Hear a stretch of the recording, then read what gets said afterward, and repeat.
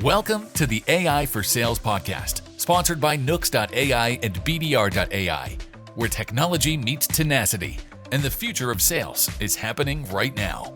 Hosted by best-selling author, speaker, and sales innovator Chad Burmeister, this show is your gateway to 5x, even 10x your pipeline and performance. We are here to show you how artificial intelligence and human creativity come together to generate more opportunities faster than ever before. Because in sales, time kills deals. But in AI for sales, AI kills time. Get ready to learn, level up, and lead the AI for sales revolution. This is the AI for Sales podcast. Let's dive in.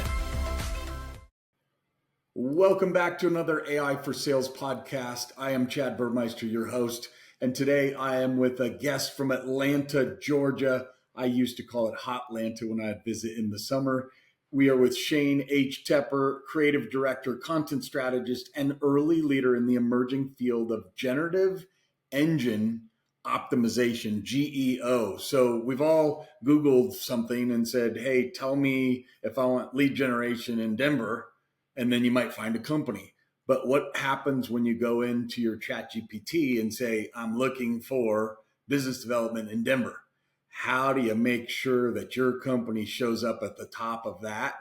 ChatGPT, Gemini, all these different apps, Grok, etc. Well, that's what we're here to talk with Shane about today. So Shane, welcome to the show. Pleasure to be here, Chad. I'm excited. This, as we just talked about before we clicked go, it's such an emerging and changing space. And so, you might be at the top of the list one day, and then a week later, everything changes. So companies like yours are staying on top of all of the changing algorithms and how the AI gets served up. But man, I'm excited to dig in. The first question that I love to ask, Shane, is around, and by the way, let's introduce your company. You've been operating in stealth mode, I think, for a little bit. It's called AI Friendly. Maybe introduce your company and kind of what it is your goals and objectives are at the business.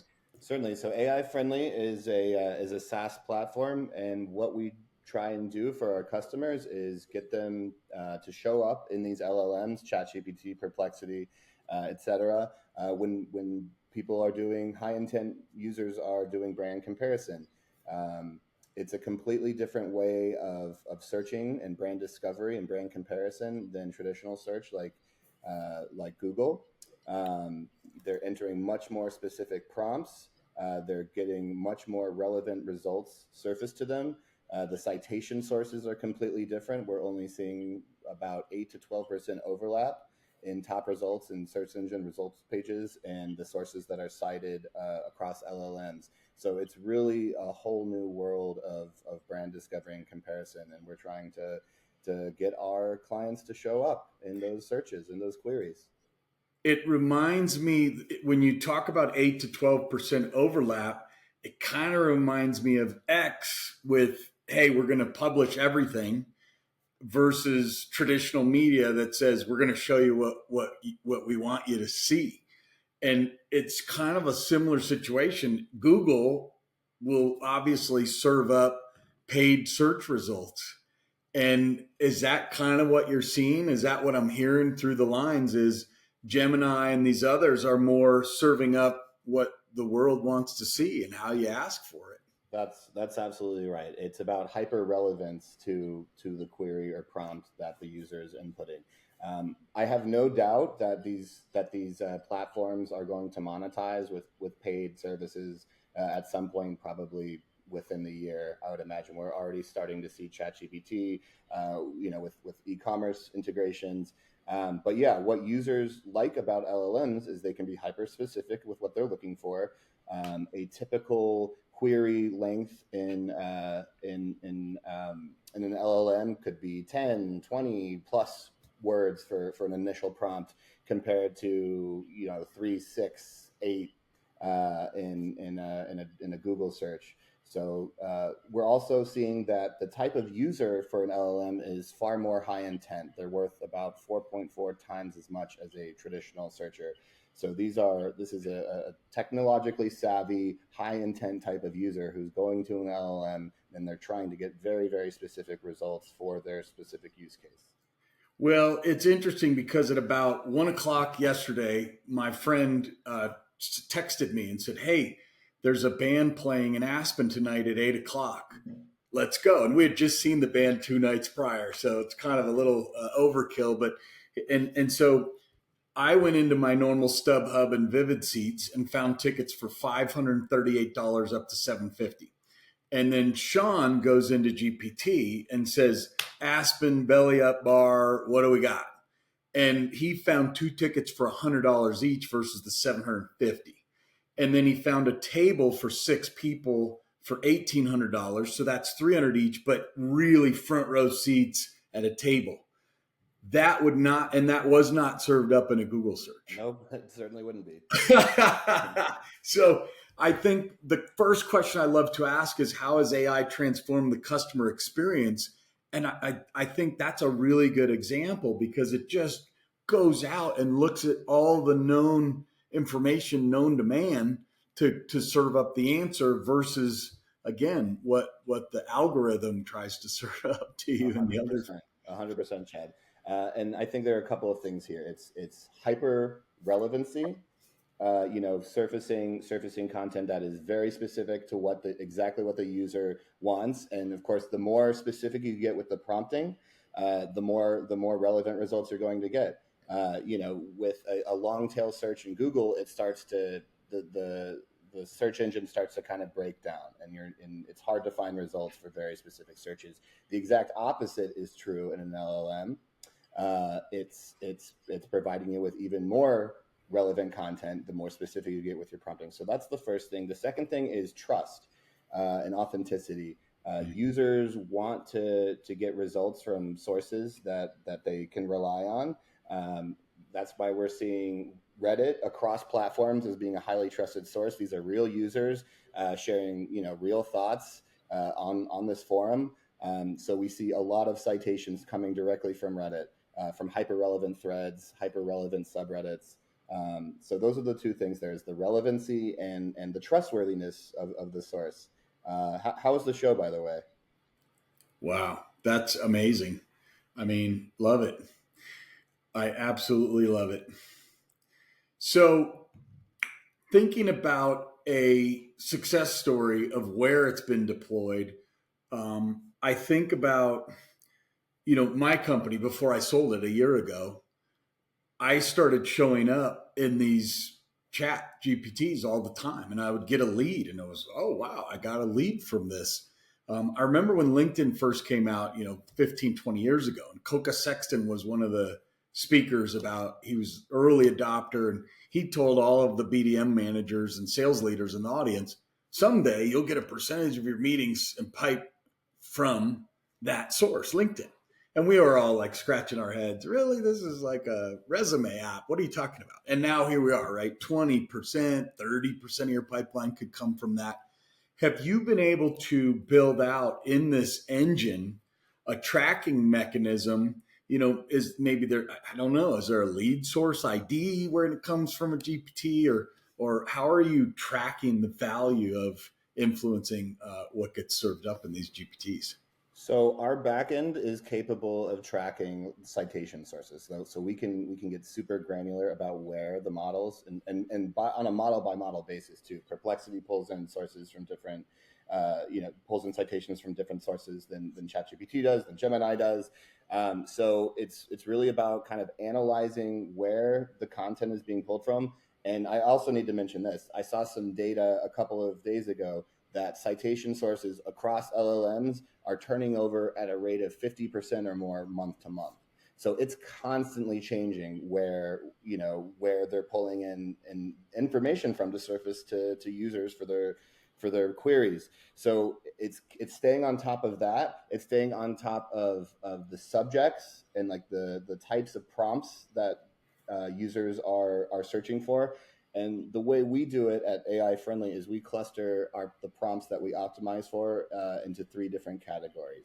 There's the problem aware category, which is, hey, I'm having this issue. How can I manage it? There's the solution aware, which is, oh, okay, so I understand that there are some SaaS platforms that can help me address this issue. And then you get down to a brand aware, what we call the brand aware category, which is comparing brand X to brand Y to brand Z, which one of these is best for my particular use case. It's kind of like the entire marketing funnel is being collapsed in many cases into a single conversation. It's really, really crazy seeing discovery to purchase decision being made all within a single conversation. It reminds me, when you draft that funnel, why, like for WebEx back in the day, we said, why web conferencing? Why now? And then why WebEx? And so when you talk about the problem, like what's the problem you're trying to solve with this? What's the solution? So there's 20 solutions. And then, okay, what's the differentiator when it comes to this particular solution? So that's definitely on point. What about AI? There's misconceptions around AI. So especially I like to talk about the job creation versus job elimination, right? There's this whole concept that came out from Salesforce not too long ago of digital labor. And so a lot of people look at this like, oh no, this is going to cost a lot of jobs in the world.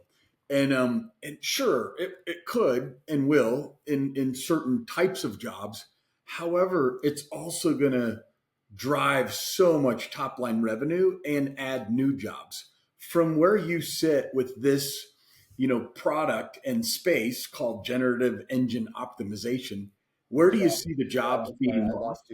I lost you for about 5 seconds there. No problem. Where do you see the jobs being lost and the jobs being gained in generative engine optimization? Certainly. And I can speak to this from personal experience because as a former copywriter who came across, the first ChatGPT release back, must have been end of 2022, early 2023.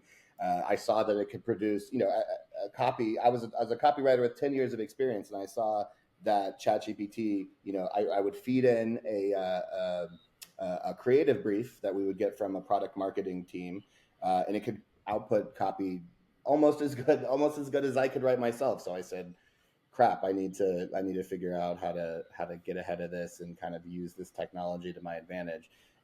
So to answer your question, I think a lot of the jobs that are at risk are pure executional jobs, right? An AI can bust out an image or bust out copy at a much more efficient rate than a human being can. But what AI can't do is kind of think strategically, right? So you still need a person to be able to prompt these LLMs in a strategic way and get strategic results. Another thing is that it kind of revolves around what I've done in my personal consultatory work, and also with what we're doing with AI Friendly, is recognizing these platforms as the first touch point for buyers. They're going to these platforms.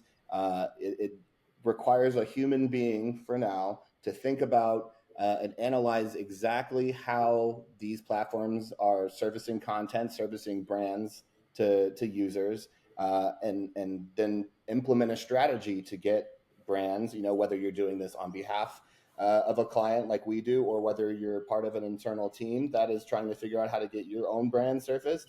That still requires human thinking. It requires iteration and testing. That is something that AI can aid with, but AI can't develop the strategic thinking at this point to really try and figure out how to best use these systems to get your brand in front of customers. I love your perspective. Pure execution jobs. If it's just point, click, write an article, just execution, then you could be at risk. Your job could be at risk. I was just assigned go-to-market strategy for one of our core products at the company. And I don't think of myself as a GTM guy. However, I do have 7 years experience building my own company. It grew to $1.5 million. So I did have to align strategy with execution. And nowadays with AI, I really can say I think I think through things differently than others, right? Like, hey, if I was hiring a CMO that's one of the top CMOs, what would they do for this question? Then you say, now take that output and put it through a study group of 10 people. Okay, now take it to a study group of 10 groups of 10 each. What would come back? Right. And you can just act as if you actually had all of that at your disposal, and the AI will spit back to you exactly what you need from a go-to-market or pipeline generation or anything else. It's like having the smartest advisor who knows about every single topic possible. And what you were saying is interesting, because what you're doing is you're taking the experience that you've had building a business out in the real world, talking to customers, and you're shaping your prompts, you're shaping your strategy using these tools to get the most relevant responses. An LLM hasn't built a company. An LLM hasn't been out in the world talking to customers, seeing what they want. They haven't, built well, I guess they have built products, but they haven't, spent years building a specific product for specific, ICPs. You have that information that's in your head, and it's up to you, the user, the informed user with this deep experience to get the best out of these models. Every quarter, your pipeline goals go up.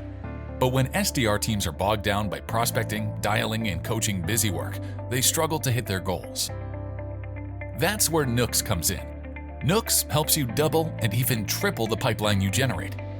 Nooks is the AI sales assistant platform that automates account research, list building, and getting more great prospect conversations, so you can focus on the human side of selling.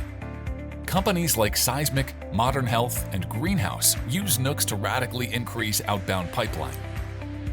See how you can build more pipeline today by visiting nooks.ai. Yeah. So next question kind of takes what we've been talking about so far and goes to the next level. And that is, how do you balance personal touch with AI automation, right? We talked about the execution versus the creator, but how do you make sure to insert human touch where appropriate in these equations? Totally. My approach to this is you automate the intelligence and then you humanize the response, right? AI is phenomenal at servicing signals, like which platform is being cited, which prompts are trending, how your brand is showing up, how are people talking about your brand? Is it in a positive way, a neutral way, a negative way? But it really takes a human, as I said, to translate those insights, those signals into strategy. So you can use AI to spot where attention is going, right? If we see that Perplexity is citing Reddit threads 47% of the time in a given category, that tells us that the audience is valuing peer voices, what a community of authentic users is saying about something. But you respond like authentically. So when you see that there's interest in a particular area, you will have your internal subject matter expert on that topic insert themselves into that conversation in an authentic, natural way that isn't salesy, right? Because you get called out for that, especially on Reddit, right? You will get piled on if they think you're being super salesy or slick or whatever. It's all about taking these insights and putting yourself into that conversation in a natural way. And again, that I have to refer back to that data that I saw a few days ago. There's such massive churn happening with these citation sources. So this isn't like a set it and forget it type thing. You constantly have to be seeing where these conversations are happening, where citations are being pulled in from, and stay in those relevant areas, interacting in an authentic way. AI is capable of agentically deploying content, but a lot of these forums that violates their terms of service. You can't have a bot posting citations on Wikipedia or commenting on Reddit. They've developed these systems that detect this, and you could get blacklisted permanently from these platforms. So it's a very delicate dancing act that you have to do in order to participate in these conversations with these communities. The 47% changing month over month reminds me of when I go jogging in my neighborhood and I listen to iMusic or whatever that is, the app on the iPhone, and forever I would hit randomize the downloaded music, and it would almost play in the same order, like it was very non-random. Yeah. Well, all of a sudden, I don't know what changed in the last week. Perhaps there's an LLM inserted in there somewhere, very likely, because now I'm getting songs that I haven't heard for 20 years and new songs that jump to the top of the list. And that's a good example. And it's refreshing. I'm like, wow, this is more relevant now to my listening patterns than some rut that I got stuck in on listening randomly to my music. That's amazing. So funny that you mentioned that. I'm a Spotify user myself, and I have noticed the same thing, like same exact pattern that you described, like the same songs being played over and over again. I'm like, this is not really a good randomizer. But within the past couple months, it seems like they've made some tweaks to their algorithm, and newer songs, different songs are shuffling through my playlists now. Which is really quite refreshing. And same thing on the deck. I'll say, hey, Alexa, play Spanish guitar on the patio. Mm-hmm. The same first song every time, the same second song every time, and then it only somewhat randomizes. That still is the case. Yeah. So they fixed the Apple, thank goodness. Yeah. Now it's time to fix everything else. But these are the things that's amazing with what's going on. Yeah, absolutely, Chad. Wow. Okay, what about... So you're in AI just like I am, right? I bought VDR.ai 7 years ago. I've launched .ai websites before they were a thing. And so having been in this space for a while, you see the world in a little different way and other techs that are coming up. Grok 4 is obviously one of the big ones just in the last week or two here. What else are you seeing out there that's exciting, either in your company or just seeing it on a YouTube video? What's hot that's coming out? I think I really think that this citation volatility tracking is a really big one. Just, in my line of work, just keeping up with that and the different tools like the one that we're building at AI Friendly that tracks that churn over time. That's super exciting for me. I think another thing is the agentic content intelligence capabilities that are being developed, right? That kind of like what we just discussed, where the AI isn't doing the posting, but it's identifying the optimal moments and context for a human to come in and have that engagement. Like an AI might service, okay, there's a Reddit thread in the sales subreddit that's discussing your exact use case. Here's some authentic value that you could add to this conversation. And then a human goes and has that interaction. So for me, I've been hyper focused on, on use cases relevant to generative engine optimization.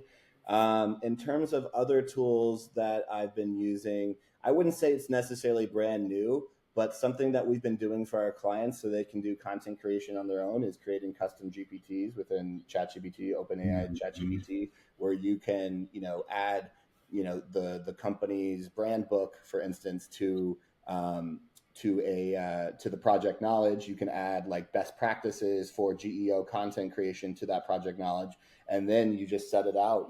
You get a content marketer using this tool, and they can create GEO optimized content like all on their own. They don't need anyone else because the model knows essentially what type of content to create. Super fascinating, just the way that it's simplifying workflows, making workflows more efficient, and it's making it so that you don't have to iterate as much. You can create hyper relevant content the first time, you deploy it, and then you start your iteration process.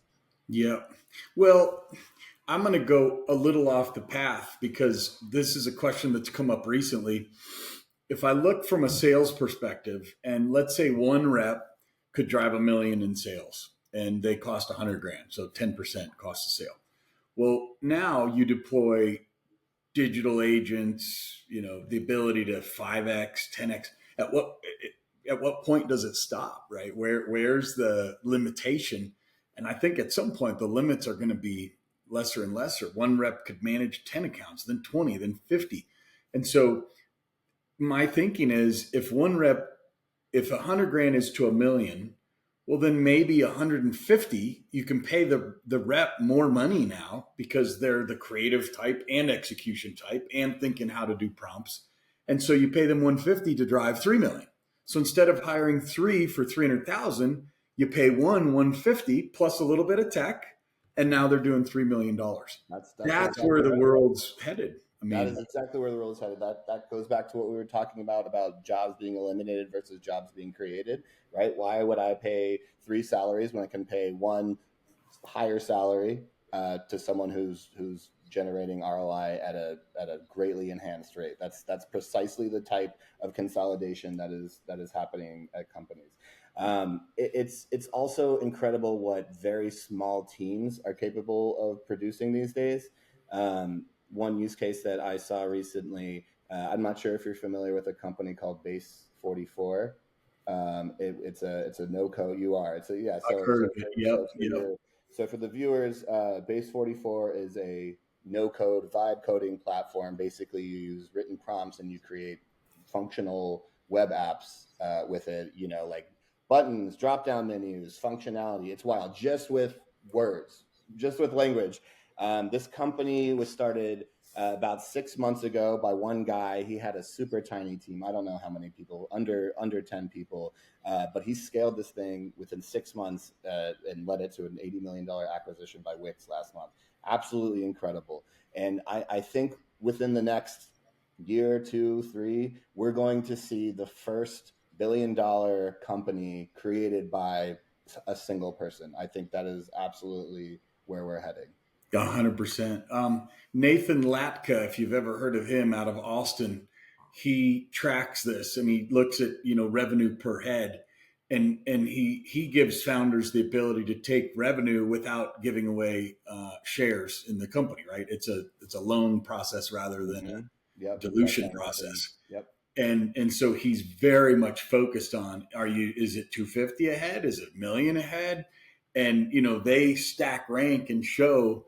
It'll be really interesting to follow a Nathan Latka reporting on this industry and seeing, to your point, what are the companies doing differently in the ones that go small team to 80 million versus the traditional ones that just hire headcount. So 100%. I mean, it is kind of flipping the entire VC model on its head. More and more founders want to retain more and more of their equity in the company, right? They want to avoid dilution.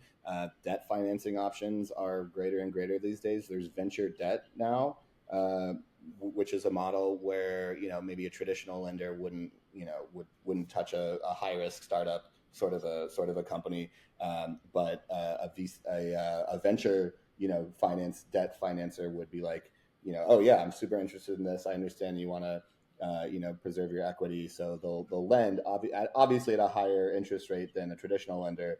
But the point is there is non-dilutional funding available for these small scrappy teams that are just trying to bootstrap their companies to revenue. Yeah, 100%.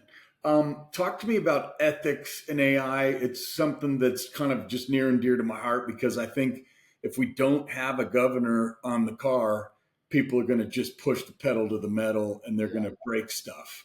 Yeah. What are your thoughts on our responsibility as individuals around ethics and AI? And Chad, it really has to be our responsibility as individuals because regulators are not keeping up with this at all. They can't. It is changing so rapidly, and government moves at such a slow rate. It's a really great question. I've seen so much scary stuff happening with AI. AI is manipulating people to do things. I've seen instances of like AI-induced psychosis where a model will like feed into the delusions of an individual. It is so crazy. I've seen instances where AIs have instructed people to kill. It is crazy. I think at the highest level, you just need to be aware. Users need to be aware that these are things that are happening. There's also a lot of AIs validating things that aren't necessarily true. kind of feeding back into people who are, essentially want to believe one thing and having that reinforced with an LLM, with an AI model. So I think just being hyper aware that this is happening and that it is not something that is necessarily controllable, right? Because that's the whole thing with machine learning, with models like this, is that they are recursive. They are constantly, learning new things and applying those things in different scenarios. The training data has a lot to do with it, of course. I've seen cases where an AI has resorted to blackmail when it faced an existential threat, right? Because presumably it ingested content, training data where presented like a historical scenario or maybe a literary scenario, something whereby it learned that a response to an existential threat is, that blackmail is justified by that. Yeah. Wow. It is just absolutely crazy, and like I said, it's hard even for the people who are creating this tech to control.